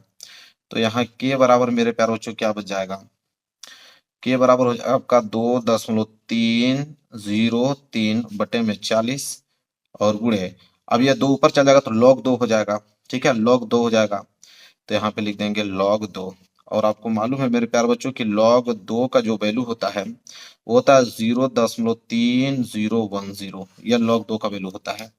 तो यहाँ पे हो जाएगा के बराबर 2.303 और बटे में 40, और log 2 का वैल्यू रख लीजिए 0.3010। ठीक है, तो यहाँ के बराबर क्या हो जाएगा, कप्पा बराबर।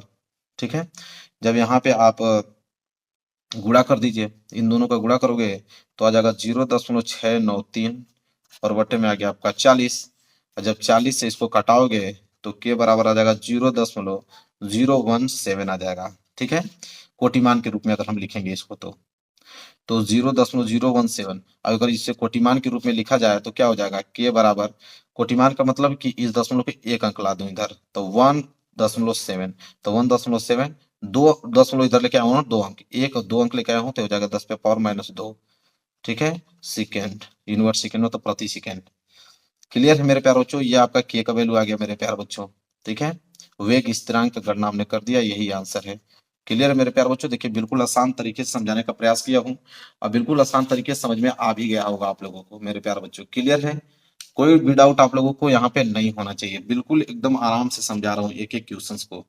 तो क्वेश्चन नंबर 11 भी समझ में आ गया। चलिए आगे बढ़ेंगे मेरे प्यारे बच्चों क्वेश्चन नंबर 12 की तरफ।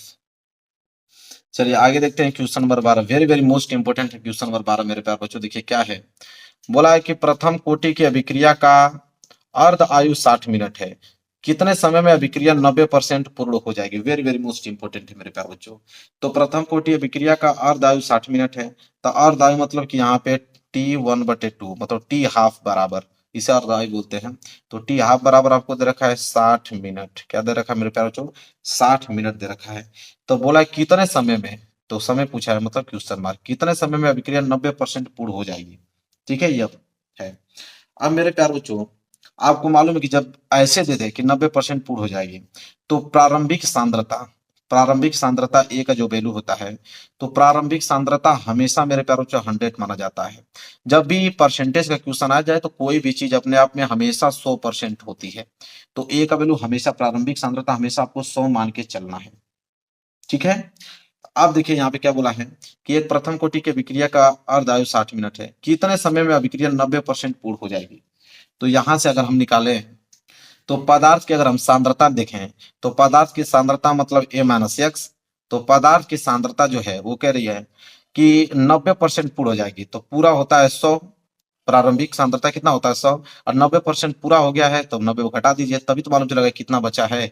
तो ये हो जाएगा आप लोगों का A-x बराबर 10।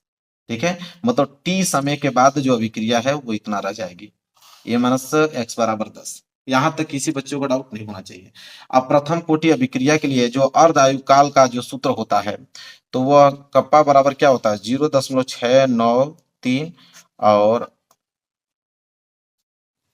टी हाफ, यही तो होता है प्रथम कोटि अभिक्रिया के लिए अर्ध आयु काल का जो सूत्र होता है, कप्पा बराबर यह होता है। ठीक है, अगर यहाँ पे हम रख दें वैल्यू, तो के बराबर क्या हो जाएगा, कप्पा बराबर 0.693 और अर्ध आयु को वैल्यू दिया है यहीं पे 60 मिनट, तो हो जाएगा 60। और इसे ही आप मान लीजिए समीकरण नंबर पहला, कोई दिक्कत नहीं होना चाहिए। और प्रथम कोटि अभिक्रिया के लिए अगर हम वेग स्थिरांक की बात करें, प्रथम कोटि अभिक्रिया के लिए वेग स्थिरांक के बराबर फार्मूला क्या होता है, तो 2.303 बटे में टी लॉग बेस 10 A/A-x। अभी हम देख के आए हैं इस फॉर्मूले को। अब इस के का मान यहाँ पे रख दीजिए, तो के का मान कितना है 0.693 और बटे में कितना है 60 बराबर, ये कितना हो जाएगा 2.303 और बटे में टी। ठीक है, तो टी का वैल्यू अभी हम रखेंगे बाद में, टी बस रख दीजिए इस तरह। ये हो जाएगा आप लोगों का लॉग बेस 10। ए का वैल्यू कितना है, तो ए का वैल्यू कितना है 100, तो हो जाएगा 100 और बटे में A-x का वैल्यू कितना है 10, तो 10 से कटा दीजिए तो 10 ही बचने वाला है। तो ये हो जाएगा 0.693 और बटे 60 बराबर, ये हो जाएगा 2.303 इंटू टी। और लॉग 10 आया है, क्योंकि 10 से 10 कटाएगा तो 10 से बचेगा यहाँ पे। और लॉग 10 का मान कितना होता है 1, ये बात आप भी जानते हो, लॉग 10 का मान कितना होता है 1 होता है। तो ये हो जाएगा मेरे प्यार बच्चों 0.693 बटे 60 बराबर, इसका गुणा इतना करोगे तो उतना ही आएगा 2.303 और बटे में टी। हमें तो टी का वैल्यू चाहिए, कितना समय पूछा है, तो टी बराबर क्या हो जाएगा, ये दोनों आपस में गुणा हो जाएगा तो हो जाएगा 2.303 और ये 60 का गुणा हो जाएगा, और ये दोनों गुणा है तो ये भाग में आ जाएगा, तो 0.693। ठीक है, तो टी बराबर क्या हो जाएगा मेरे प्यार बच्चों, जब इन दोनों को आपस में गुणा करोगे तो हो जाएगा 138.180 और बटे में हो जाएगा 0.693। और जब इसको भाग दोगे तो टी बराबर आपको 199 पॉइंट कुछ देखने को मिलेगा, तो 199 यहाँ पे मिनट लिख देना लगभग में। ठीक है, लगभग में 199 या लगभग में 200 भी लिखोगे तो कोई दिक्कत नहीं है, लगभग 199 मिनट। ये हो गया मेरे प्यारे बच्चों आंसर। क्लियर है? देखिए कितना आसान तरीके से मैंने इस प्रश्न को भी अच्छे तरीके से बताया। Very very most important question है मेरे प्यारे बच्चों। क्लियर हो गया होगा आप लोगों को। चलिए अगले क्वेश्चन की तरफ बढ़ते हैं, क्वेश्चन नंबर देखेंगे 13। चलिए मेरे प्यारे बच्चों, ये प्रश्न देखिए, वेरी वेरी मोस्ट इंपोर्टेंट प्रश्न है मेरे प्यारे बच्चों। इस प्रश्न को आप कह सकते हो वेरी वेरी मोस्ट इंपोर्टेंट। देखिए अभिक्रिया आपको दे रखा है 2A+B, ठीक है, मिलकर 2C+3D के लिए C के सांद्रण में परिवर्तन की दर 1 मोल प्रति लीटर प्रति सेकेंड है। तो A, B, D के सांद्रण में परिवर्तन की दर ज्ञात कीजिए मेरे प्यारे बच्चों। स्टाइक्योमेट्री के रूप में यह लिखा हुआ है। ठीक है, तो इसको स्टाइक्योमेट्रिक रूप में कैसे बदला जाता है, ये प्रश्न तो आप देखे होंगे, वेरी वेरी मोस्ट इंपोर्टेंट है। कोई बताता नहीं लेकिन बता रहा हूँ क्योंकि प्रश्न आने वाले हैं। तो आपको दे रखा है अभिक्रिया मेरे प्यारे बच्चों कि 2A+B और मिलके बना रहा है 2c+3d बना रहा है। और ए बी डी के सांद्रण में परिवर्तन की दर पूछा है। ठीक है, अब देखिए करेंगे क्या मेरे प्यारे बच्चों। तो सांद्रण परिवर्तन की दर, ठीक है, यहां पे लिखेंगे सांद्रण परिवर्तन की दर।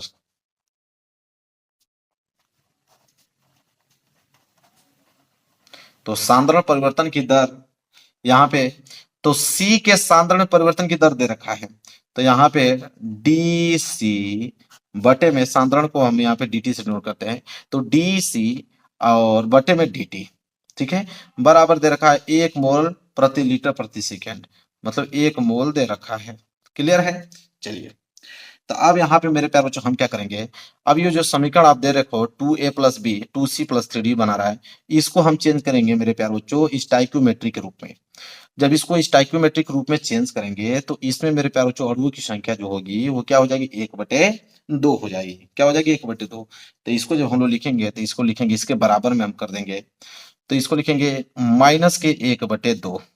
माइनस हमने इसलिए लगाया मेरे प्यारे बच्चों क्योंकि माइनस ये डिनोट करता है कि अभिकारक जो है, अभिकारक का क्षय होकर ये उत्पाद बन रहा है, मतलब अभिकारक विलुप्त होकर क्या बना रहा है मेरे प्यारे बच्चों, उत्पाद। तो कोई भी अभिकारक अगर विलुप्त होता है तो यहाँ पे माइनस लगाते हैं, तो -1/2 ये हो जाएगा डी ए और बट्टे में डी टी बराबर, फिर बी की बारी आई तो बी में भी हम लोग आएंगे माइनस, ठीक है, तो माइनस ये हो जाएगा आपका डी बी और बट्टे में डी टी, फिर लगाएंगे बराबर।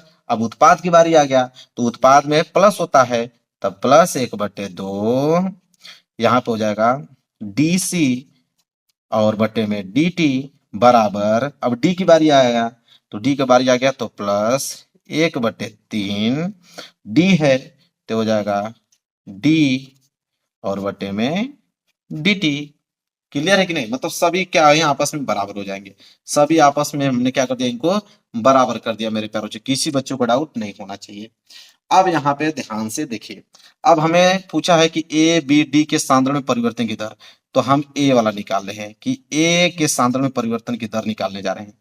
तो ए निकालने जा रहे हैं तो हम क्या करेंगे मेरे प्यारे बच्चों कि ये ए वाला है, तो इसको हम क्या करेंगे, लिखेंगे यहाँ पे कि -1/2 डी ए बटे में डी टी। अब इसको हम बराबर कर देंगे, देखो सभी आपस में बराबर, किसी के बराबर कर सकते हो, तो हम करेंगे यह इसके बराबर कर देंगे, ए वाले को हम सी के बराबर कर देंगे, किसी के भी कर सकते हो, मैं सी के कर दिया, तो हो गया +1/2 डी सी और बटे में डी टी। यहाँ पे देखिए 1/2 से 1/2 कैंसिल हो गया मेरे प्यार बच्चों। अब ये जो माइनस, इसको माइनस को इधर भेज देंगे, तो ये हो जाएगा आपका डी ए बटे में डी टी बराबर, ठीक है, बराबर क्या हो जाएगा मेरे प्यार बच्चों, ये माइनस इधर आ जाएगा माइनस, और यहाँ पे देखिए डी सी बटे में डी टी, तो डी सी बटे में डी टी की वैल्यू 1 दे रखा है, तो ये हो जाएगा 1।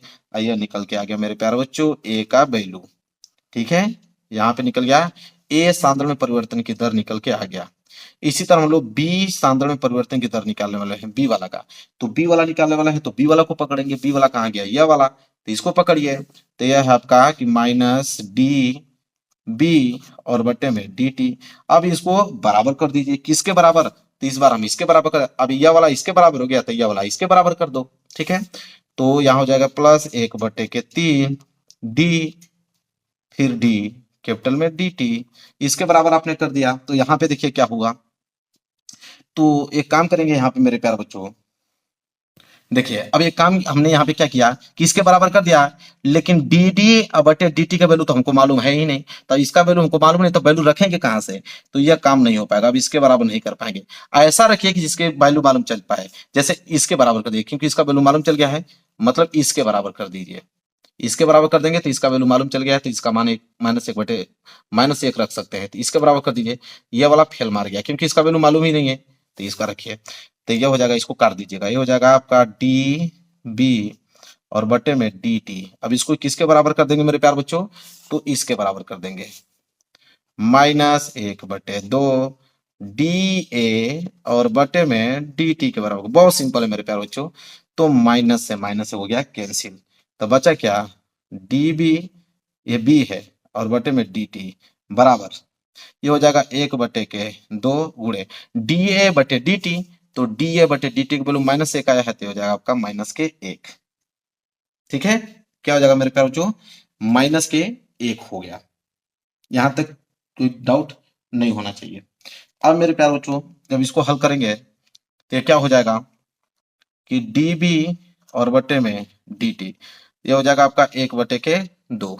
ठीक है, माइनस तो उसको दर्शाता है कि अभिकारक की बात हुआ है, तो 1/2, तो 1/2 का मतलब कितना होता है मेरे प्यारे बच्चों, 0.5 मोल। ठीक है, 0.5 मोल आ गया। क्लियर है, चलिए 0.5 मोल प्रति लीटर आ गया यहाँ पे। तो ये बी का भी हमने सांद्रण में परिवर्तन की दर निकाल दिया, कोई डाउट नहीं होना चाहिए। चलिए अब यहाँ पे जगह खाली है, मैं सी वाला निकाल के दिखा देता हूँ। यहाँ पे जगह खाली है तो सी वाला निकालना है मेरे प्यारे बच्चों। तो सी वाला यह है तो इसको पकड़िए, सी नहीं डी वाला, सी का पूछा क्या है, ए का निकाल दिया, बी का डी का पूछा है ना, सी वाला पूछा ही नहीं है। तो डी वाला को पकड़िए। डी वाला है आपका 1/3 डी कैपिटल डी बटे में डी टी। अब इसको किसके बराबर करना, अब किसी के बराबर कर दो, क्योंकि ए का भी वैल्यू मालूम चल पाया है और बी का भी वैल्यू मालूम चल पाया है। तो ए बी के बराबर किसी को भी कर दो। ठीक है, क्योंकि सबके वैल्यू मालूम चल पाया है मेरे प्यारे बच्चों। साथ ही साथ अगर हम बात करें तो सी के भी बराबर कर सकते हो, क्योंकि सी का भी वैल्यू ऑलरेडी दे रखा है। तो ए के बराबर कर दो, बी के बराबर कर दो, सी के बराबर किसी भी कर दो, तीनों के वैल्यू मालूम है तो सी के ही बराबर कर दो। तो 1/3 डी टी बटे डी टी। अब यहाँ पे सी क्या है मेरे प्यारे बच्चों, सी वाला खोजिए। यहाँ पे सी वाला है 1/2 डी सी और बटे में डी टी। तो यहाँ पे देखिए क्या हो जाएगा मेरे प्यारे बच्चों, ये हो जाएगा डी कैपिटल डी और बटे में डी टी बराबर 1/2 अगुड़े डीसी बटे dt। तो डीसी बटे dt का वैल्यू 1 दिया है तो यहाँ पे 1 रख दीजिए, तो हो जाएगा डीसी और बटे dt बराबर मेरे प्यारे बच्चों, और इधर आपका 1/3 है, 1/3 ये हो जाएगा 1/2। तो हो जाएगा डीसी और बटे में dt बराबर 1/2, और यह आपका गुणा में तो भाग में हो जाएगा, तो 3 ऊपर चला जाएगा, 1 नीचे आ जाएगा। तो हो जाएगा डी डी और बटे में डी टी बराबर 3 और नीचे कितना हो गया 2, 3/2 का मतलब 1.5 मोल प्रति लीटर, इसका भी आ गया। तो ए का भी और बी का भी और डी का तीनों में सांद्रण की परिवर्तन की दर हमने निकाल के आपको दिखा दिया मेरे प्यारे बच्चों। तीनों समझ में आ गया होगा आप लोगों को। तो यह प्रश्न कोई बताता नहीं, लेकिन मैं आपको बता रहा हूँ क्योंकि प्रश्न आने वाले हैं। क्लियर है मेरे प्यारे बच्चों, चलिए तो आज की इस वीडियो में 13 प्रश्न बताया। 13 प्रश्न अगर आपको तैयार है मेरे प्यारे बच्चों, न्यूमेरिकल सारे क्वेश्चन करके चले आओगे, इससे बाहर न्यूमेरिकल नहीं आएगा आपकी केमिस्ट्री में। तो वीडियो को लाइक कर देना मेरे प्यारे बच्चों, चैनल पर नए हो तो चैनल को जरूर सब्सक्राइब कर लेना। मिलेंगे नेक्स्ट वीडियो में, तब तक के लिए धन्यवाद।